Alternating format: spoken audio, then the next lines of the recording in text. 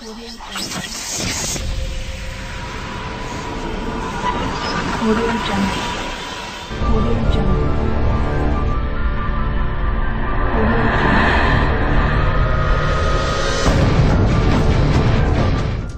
it going, everybody? Wildman Wes here, and welcome to day 21 of SHOCKTOBERFEST 2024. Today's day is legal to drink. Oh man, why do I make these bad dad jokes? It is what it is. So today we're going to be doing a review on a movie that I have been kind of waiting to do because it's an interesting and hilarious and messed up film. Today we're going to be talking about Swedish 1995 comedy horror Evil Ed. Now I know what you're probably thinking, Wes, you know what, is this going to be a rip-off movie? I know you don't like rip-offs, you know what, what's your problem? Well, the fact of the matter is the movie is Evil Ed. There are some similarities to Evil Dead, but not quite. This one is a whole different movie, a whole different take. Has nothing to do with Deadites.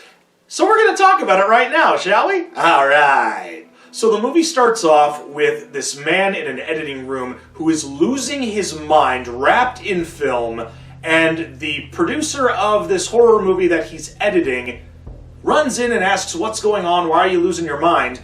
And this guy decides he's going to pull out a hand grenade, stuff it in his mouth, and boom! Yeah, that's how you get the audience's attention, I think. Well, now this producer needs to find a new editor to edit his new movie that's coming out. And he finds somebody in the more traditional style of editing nice films. You know, kind of turn of the century films that are just, you know, inspirational. Well, this guy is a little bit timid because he's going into what's known as the blood and gore department. So this may not be the best suited job for him. But the producer says, you know, go to my cottage out in the middle of, you know, the sticks. You can edit in peace and quiet, and you know what? It'll be okay. Well, eventually, while this guy is editing this movie, he starts noticing a lot of odd situations, like seeing demons pop up in this cottage. Also, having more hallucinations of what he might do if he were to go evil. And eventually, the producer wonders why the movie hasn't been put out yet, and he is basically looking like a demon in this editor's hallucinations, and he snaps his neck and kills him. And eventually, he's terrorizing some of the other people that are involved in the studio. He goes mad. His family doesn't know what's going on.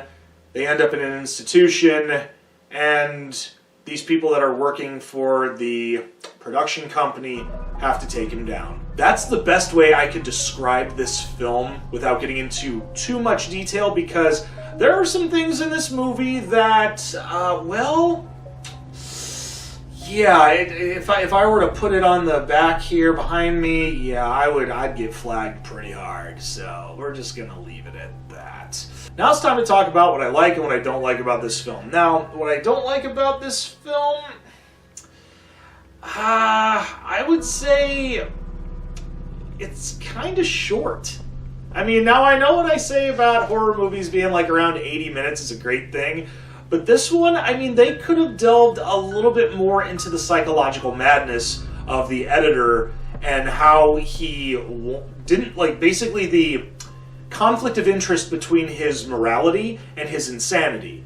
I think they could have worked on that a little bit more, but I feel it was a little rushed. Just a little bit. But I mean, regardless, the humor, I'm going to talk about what I like now. Now, when it comes to what I like about Evil Ed, I do have to backtrack just a little bit. Now, I know earlier I said I wish they would have developed a little bit more of that conflict between morality and sanity or insanity between Ed.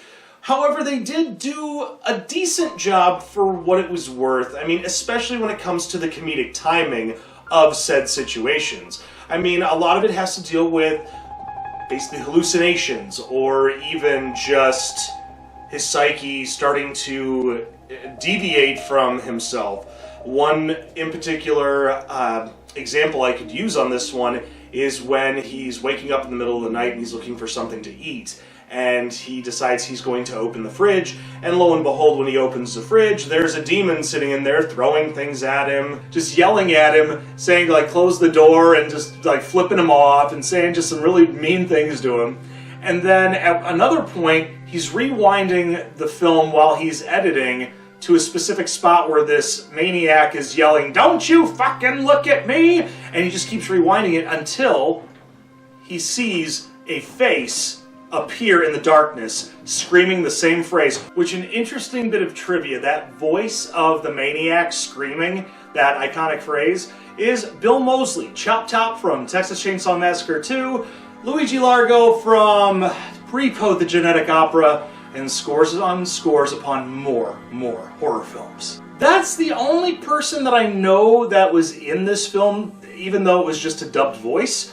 But, I mean, the cast alone, I mean, even though I don't know their names, or for that matter, even be able to pronounce them, they did a great job. Also, the special effects are hilariously funny. Not just with the demons and, I mean, the gore. I mean, what they did on their budget was pretty awesome.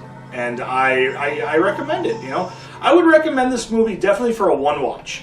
At least a one-watch. But if you really enjoy it, I recommend watching it as many times as you want, because you know what? Hey, sometimes repetition never hurt anybody, right? Okay, it is time to grade this film. Now, though I enjoy a lot of it, and it's definitely one of those guilty pleasure movies for me, that the pacing of the sanity versus morality going so quick, I'm gonna be very, oh, this is tough. Solid B. I'm gonna give it a solid B. Now, I know there might be some Evil Dead fans out going, wait a second, you know, if you really like it so much, well, you know, there are times where maybe I'm being a little too lenient and maybe a little bit biased, and I'm wanting to give some of these films a little bit more of that critique, I guess. And sometimes I think I'm getting soft. I'm getting a little soft. And you know what? It's time to not be so soft. It's time to actually cut the BS once in a while and actually give a true, honest grade on some of these. And for that, this one gets a solid B. Well, we hope you enjoyed this episode of Evil Ed. Make sure you leave a thumbs up, and if you didn't necessarily agree with everything I said, you can leave a thumbs down. Other than that, make sure you share on social media, but most importantly, push that little red button and ring that bell for instant updates.